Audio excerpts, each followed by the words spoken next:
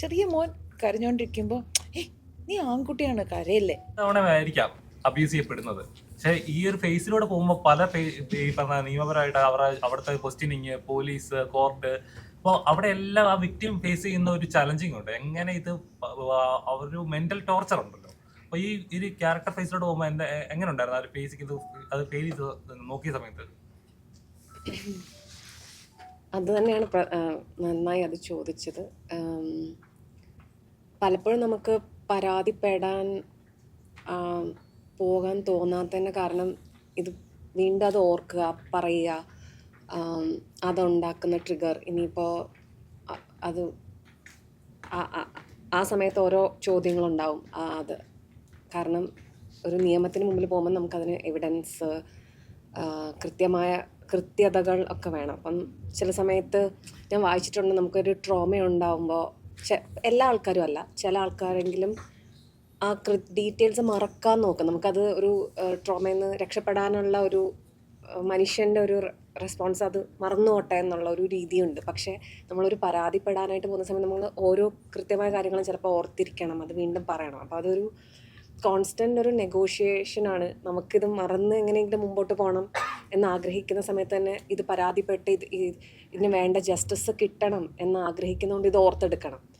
അപ്പോൾ അങ്ങനെ ഒരു അവസ്ഥ ഉണ്ടാവാം. അത് ഓരോ ആളുകൾക്കും, ഓരോ സർവൈവറിനും അത് ഓരോ രീതിയിലായിരിക്കാം. എത്രയായാലും പക്ഷെ നമ്മൾ മൊഴി കൊടുക്കാനൊക്കെ, ഇപ്പം ഞാൻ തന്നെ പേഴ്സണലി ജീവിതത്തിൽ പലപ്പോഴും പല പ്രശ്നങ്ങൾക്ക് മൊഴി കൊടുക്കാൻ പോയിട്ടുണ്ട്. അപ്പോൾ നമ്മൾ പലതവണ മൊഴി കൊടുക്കുമ്പോൾ തന്നെ നമുക്കത് പിന്നെ പറയാനും അതത്ര ഒരു നല്ലൊരു ഫീലിംഗ് അല്ല. പിന്നെ നമ്മൾ കോടതി പോകുമ്പോൾ ഈ പർട്ടിക്കുലർ സിനിമ ചെയ്യുന്ന സമയത്ത് നമ്മൾ ആ തിരക്കഥ വായിക്കുന്ന സമയത്ത് തന്നെ നമുക്കിങ്ങനെ തോന്നും, ഇത് വീണ്ടും പറയുന്നു. പിന്നെ നമ്മൾ സ്റ്റേറ്റ്മെൻറ്റ് എടുക്കാൻ വീട്ടിൽ ചിലപ്പോൾ വരും. അത് കഴിഞ്ഞിട്ട് വീണ്ടും പഠിപ്പിക്കും ലോയേഴ്സ്. നമ്മളത് കൃത്യമായിട്ട്, നമുക്ക് നടന്ന അനുഭവമാണെങ്കിലും കോടതിയിൽ പറയുമ്പോൾ ഇങ്ങോട്ടും അങ്ങോട്ടും മാറാൻ പാടില്ല, അല്ലെങ്കിൽ ഇങ്ങനെ. അപ്പോൾ അത് പലപ്പോഴും അങ്ങനെയല്ലല്ലോ നമ്മൾ ജീവിതത്തിൽ ഓർമ്മ വരുന്ന രീതികൾ പല ആയിരിക്കും. പക്ഷെ ഇങ്ങനെ പോകേണ്ടതുകൊണ്ട് നമ്മളത് വീണ്ടും നമുക്ക് തന്നെ അറിയുന്ന കാര്യം നമുക്ക് പഠിപ്പിച്ചു തരുന്ന പോലെ അതിനകത്തൊരു അബ്സേർഡിറ്റി ഉണ്ട് ഏതൊരു രീതി ആലോചിക്കും. അങ്ങനത്തെ കുറേ ഒരു സർവൈവർ കടന്നു പോകാമെന്ന്, അതായത് നിയമത്തിന് മുമ്പിലേക്ക് പോകാമെന്ന് തീരുമാനിച്ച് പോയി നിൽക്കുമ്പോൾ ഉണ്ടാകുന്ന ഈ അസംബന്ധം നമുക്ക് തോന്നും. പക്ഷേ അതേ ഉള്ളൊരു മാർഗം ശരിക്കും പോകാൻ.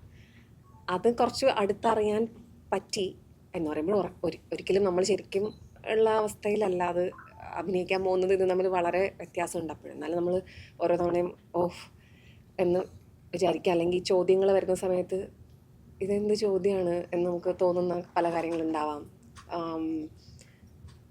ഇങ്ങനെ പറഞ്ഞാലും അത് വിശ്വസിക്കാൻ പറ്റുന്നില്ല എന്നുള്ള മറ്റ് മനുഷ്യരുടെ ഇത് കേൾക്കാൻ പറ്റും. അത് തന്നെ ആ ഒരു മുറിയിലിരിക്കുന്നതിൽ പലരും, ഒരുപാട് പേര് ചിലപ്പോൾ സിമ്പത്തിയോടെ നോക്കും. നമുക്ക് ചിലപ്പോൾ ആ രീതിയിലുള്ളൊരു സിമ്പതി ആയിരിക്കില്ല വേണ്ടത്, നമുക്ക് അണ്ടർസ്റ്റാൻഡിങ് ആയിരിക്കും ചിലപ്പോൾ വേണ്ടത്. അല്ലെങ്കിൽ ചിലരുടെ ഭാഗത്തുനിന്ന് നമുക്ക് ഒരു പ്രത്യേക തരത്തിലുള്ള സ്നേഹവും മനസ്സിലാക്കലും വേണമായിരിക്കും. അതൊന്നും ആയിരിക്കണം എന്നില്ല അവിടെ നടക്കുന്നത്. അപ്പം അത് എനിക്ക് ഉറപ്പായിട്ടിത് അഭിനയിക്കണോണ്ടും, ഇനിയിപ്പോൾ എനിക്ക് തോന്നുന്നു നമ്മൾ അഭിനയിച്ചില്ല, ഇപ്പം ആ തിരക്കഥ വായിച്ചാലോ അല്ലെങ്കിൽ ഈ സിനിമ ഇപ്പം ഞാൻ കാണുകയാണെങ്കിലും ചിലപ്പോൾ നമുക്ക് അതുപോലെ തന്നെ മുമ്പോട്ട് അതിനോട് ചേർന്ന് നിന്ന് അത് അനുഭവിക്കാൻ പറ്റായിരിക്കും. അതുകൊണ്ട് എനിക്ക് ആ സിനിമ ആ രീതിയിലൊരു ഇമ്പോർട്ടൻ്റ് ആണെന്ന് തോന്നുന്നത് ആ കോർട്ട് റൂം ഡ്രാമയാണ്. അതായത് സ്റ്റാൻഡപ്പ് ചെയ്യാൻ തീരുമാനിക്കുന്ന ഒരു സർവൈവർ ശരിക്കും എന്തിൽ കൂടെ ആയിരിക്കും, അതിൽ തന്നെ പല നുവാൻസ്, പല പ്രശ്നങ്ങളുടെ പലരുടെ പലതായിരിക്കും. ഈ ഒരു പെർട്ടിക്കുലർ ഇൻസിഡൻ്റ് ആണ് നടക്കുന്നതെങ്കിൽ അവർ എന്തിൽ കൂടെയൊക്കെ പോകുന്നുള്ളതിൻ്റെ ഒരു ഇൻസൈറ്റാണ് ഇതിന്ന് കിട്ടുന്നത്.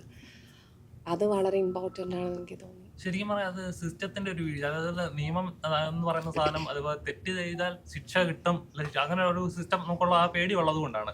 അപ്പം തെറ്റ് ചെയ്യുന്നതിന് അറിയാൻ ചെയ്യുന്നത് തെറ്റാണെന്ന്, അത് പിടിക്കപ്പെട്ടാൽ ഇത്ര ശിക്ഷയുള്ളൂ എന്നറിയാം. അത് ഒരു തരം അഡ്വാൻറ്റേജ് അല്ലേ? ഞാനൊരു തെറ്റ് ചെയ്യുവാണെന്നുണ്ടെങ്കിൽ എനിക്ക് ഇത്ര ശിക്ഷ കിട്ടത്തുള്ളൂ എന്നുള്ളത് ഒരു തരം അഡ്വാൻറ്റേജ് അല്ലേ? അപ്പം ആ നിയമവ്യവസ്ഥ മാറേണ്ട സമയം കഴിഞ്ഞില്ല. അതുകൊണ്ടായിരിക്കും ശിക്ഷ നമ്മൾ പറയാതിരിക്കണം. അല്ലല്ല, ഇപ്പം ഞാനിപ്പോ പോക്കറ്റ് അടിക്കുവാണെന്നുണ്ടെങ്കിൽ ഇത്ര രൂപ ഫൈൻ അടിച്ചാൽ മതി, എനിക്ക് ജയിലിൽ കിടക്കാതെ ഇറങ്ങാൻ പറ്റും.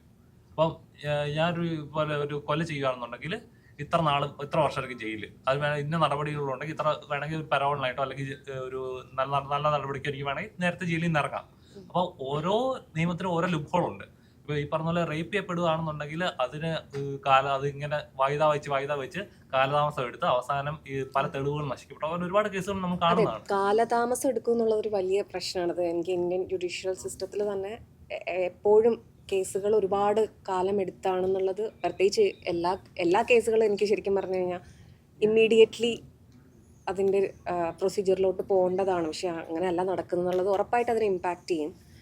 പക്ഷെ ശിക്ഷ ഇതായോണ്ട് എങ്ങനെ ചെയ്യും? അങ്ങനെയാണോ? അങ്ങനെയാണെങ്കിൽ ലോകത്ത് പല സ്ഥലങ്ങളിലും അങ്ങനെ വേണ്ടേ?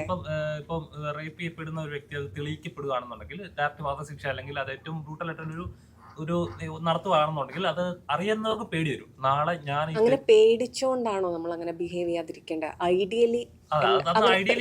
ഐഡിയലി പേടിച്ചിട്ടാണോ ഒരാൾ നന്നായിട്ട് ഒരു മനുഷ്യനോട് പെരുമാറേണ്ടത്? എന്റെ അഭിപ്രായത്തിലല്ല, പേടിച്ചിട്ടല്ല. നമുക്ക് ശരിക്കും ജെനുവിനായിട്ട് ഒരു അടുത്തിരിക്കുന്ന ആൾക്കാരുടെ അടുത്ത് നന്നായിട്ട് പെരുമാറാൻ തോന്നണം.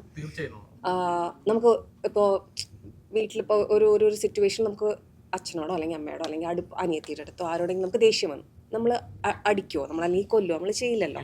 പക്ഷെ അപൂർവമായിട്ടോ അല്ലെങ്കിൽ റയറായിട്ടോ നമ്മൾ അങ്ങനത്തെ പത്രത്തിൽ വായിക്കും, അയ്യോ ഇതെങ്ങനെയാണ് ഒരു അച്ഛൻ മോളെ കൊന്നത്, അല്ലെങ്കിൽ അപ്പോൾ നമ്മൾ അതിൽ ഞെട്ടലുണ്ട്. പക്ഷെ പരമാവധി നമ്മളെപ്പോഴും അങ്ങനെ നമുക്ക് ഇമോഷൻസ് വന്നാലും നമ്മൾ അങ്ങനെ പെരുമാറരുത് എന്നുള്ളൊരു ബോധം മനുഷ്യർക്ക് ഉണ്ടായിരിക്കുക എന്നുള്ളതാണ്. അല്ലാണ്ട് ഇത് ചെയ്താൽ എന്നെ ജയിലിലിടുക അല്ലെങ്കിൽ എനിക്കൊരു ഡെത്ത് പെനാലിറ്റി ഉണ്ടാവും അപ്പം പിന്നെ ഞാൻ ചെയ്യണ്ട. അതിൽ നിന്ന് വരുന്നത് യഥാർത്ഥത്തിലുള്ള റെസ്പെക്റ്റ് ആണോ, യഥാർത്ഥത്തിലുള്ള സ്നേഹം ഇതാണോന്ന് എനിക്ക് അറിയില്ല. പക്ഷെ ചിലപ്പോൾ അങ്ങനെ ചെയ്തു കഴിഞ്ഞാൽ രക്ഷപ്പെടുന്ന മറ്റൊരു വ്യക്തിയാണെങ്കിലോ എന്നുവെച്ചാൽ ഡെത്ത് പെനാൽറ്റി ഉള്ളതുകൊണ്ട് ക്രൈം കുറയുന്നതാണോ പറയുന്നത്? എനിക്കതിൽ അങ്ങനെയാണെങ്കിൽ ലോകത്ത് ഡെത്ത് പെനാൽറ്റി ഉള്ളിടത്തൊക്കെ ക്രൈം കുറയണം. അങ്ങനെയാണ് സ്റ്റാറ്റിസ്റ്റിക്സ്.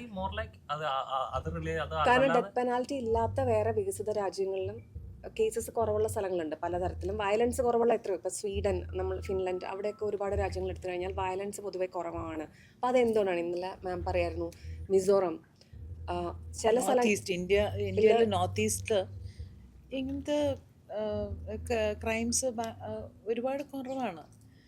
അപ്പം അത് അവിടെ മാത്രം വേറെ നിയമം ഉള്ളതുകൊണ്ടല്ലോ. അപ്പം അതെന്താണ്, നമുക്ക് എവിടെ നിന്നാ തുടങ്ങേണ്ടത്? എനിക്ക് പണിഷ്മെന്റ് ഹാർഷാക്കുന്നതുകൊണ്ട് മാത്രം ഇതൊരു സൊല്യൂഷനാണെന്ന് എനിക്ക് തോന്നിയിട്ടില്ല. അതുപോലെ മനുഷ്യരെ പേടിപ്പിച്ചിട്ട് ഇങ്ങനെ ബിഹേവ് ചെയ്യാന്ന് വെച്ച് കഴിഞ്ഞാൽ അവർ അപ്പോഴും അതിനെന്തെങ്കിലും ലൂപ്പ് ഹോൾ കണ്ടുപിടിച്ചുകൊണ്ടിരിക്കുന്ന എനിക്ക് തോന്നിയിട്ടുള്ളത്. അതിന് പകരം കുട്ടിക്കാലത്തു നിന്നേ നമ്മൾ എന്താണ് ശരി എന്താണ് തെറ്റെന്നുള്ള ബോധം എല്ലാ തരത്തിലും മനുഷ്യർക്ക് അങ്ങോട്ടും ഇങ്ങോട്ടും ഉണ്ടാക്കി കൊടുക്കാൻ പറ്റുക, കുട്ടികൾക്ക് ഉണ്ടാക്കാൻ പറ്റുക. അത് ഓൺ ടോപ്പ് ഓഫ് ദാറ്റ് സിസ്റ്റത്തിൽ ഇപ്പോൾ പറയണ പോലെ എല്ലായിടത്തും സ്ട്രീറ്റ് ലൈറ്റ്, നമുക്ക് പൊതുവേ സേഫ്റ്റി, ഇപ്പോൾ ക്യാമറ എല്ലായിടത്തും ഉണ്ടായിരിക്കും. അങ്ങനെ തുടങ്ങി ഒരുപാട് വേറെയും ഇൻഫ്രാസ്ട്രക്ചറിൽ ഉണ്ടാവേണ്ട വ്യത്യാസങ്ങളുണ്ട്. പിന്നെ ഒരു ക്രൈം നടന്നാൽ മാം പറയായിരുന്നു എത്രയും പെട്ടെന്ന് അതിൻ്റെ പ്രൊസീജിയർ നടക്കുക എന്നുള്ളത്. ഇത്രയും നീണ്ടുപോകുന്നുള്ളത് ഒരിക്കലും അങ്ങനെ അതിൽ ഒരുപാട് ലെയേഴ്സ് ഉണ്ടെന്നാണ് എനിക്ക് മനസ്സിലായിട്ടുള്ളത്. ഈ ഒറ്റ നമ്മൾ ആ പണിഷ്മെന്റ് ഭയങ്കര കൂട്ടിയോണ്ട് ഇത് പെട്ടെന്ന് മാറുന്ന അങ്ങനെ മാത്രമല്ല എനിക്ക് മനസ്സിലായിട്ടുള്ളതെന്ന് പറയും. I agree with honey. ഇതിൽ പല ലേയേഴ്സ് ഉണ്ട്. നമ്മൾ ഒരു കാര്യം മാത്രം ചെയ്തിട്ട് ഇത് നമ്മൾ കുറയ്ക്കാൻ പറ്റും അല്ലെങ്കിൽ മാറ്റാൻ പറ്റും എന്ന് നമ്മൾ വിചാരിച്ചാൽ ശരിയാവില്ല. ഇത് നമ്മുടെ വീട്ടിൽ നിന്ന് നമ്മുടെ കുട്ടികളെ വളർത്തുന്നത് ഒരു ഇൻട്രസ്റ്റിംഗ് ഒരു ആഡ് ഞാൻ കണ്ടിരുന്നു. ഒരു ചെറിയ മോൻ കരഞ്ഞുകൊണ്ടിരിക്കുമ്പോൾ നീ ആൺകുട്ടിയാണ് കരയല്ലേ. പിന്നെ കുറച്ചും കൂടി വലുതായപ്പോൾ വേറെ എന്തോ ബുക്ക് വലിച്ചെന്നു എന്ന് കരയുമ്പോൾ ആൺകുട്ടികൾ ഇങ്ങനെയൊന്നും കരയാൻ പാടില്ല. പിന്നെ കുറച്ചും കൂടി കോളേജായപ്പോൾ എന്തോ ഫ്രണ്ട് എന്തോ പറഞ്ഞപ്പോൾ അവൻ തനിച്ച് നിന്ന് കരയുമ്പോൾ ആണുങ്ങൾ ഇങ്ങനെയൊക്കെ കരയും പെണ്ണുങ്ങളെ പോലെ എന്നൊക്കെ പറഞ്ഞത്. ഇതൊക്കെ കഴിഞ്ഞിട്ട് ലാസ്റ്റിൽ എന്താണ്, ഒരു ഹസ്ബൻഡ് ആൻഡ് വൈഫ് പ്രൈവറ്റ് ആയിട്ടുള്ള ബെഡ്റൂമിൽ അവൻ ആ പെണ്ണെ തല്ലുക എന്ന് വെച്ചാൽ നമ്മൾ വളർത്തുന്ന രീതി എന്താണ്? ആൺമക്കളും പെൺമക്കളും അവരെ നമ്മൾ വളർത്തുന്ന രീതി തൊട്ട് നമ്മുടെ സൊസൈറ്റിയിലുള്ള പല ആറ്റിറ്റ്യൂഡിനൽ ചേഞ്ചസ്, പിന്നെ ലോ ആൻഡ് ജുഡീഷ്യറി എല്ലാം ലെയേഴ്സിലും ചേഞ്ചസ് വരണം.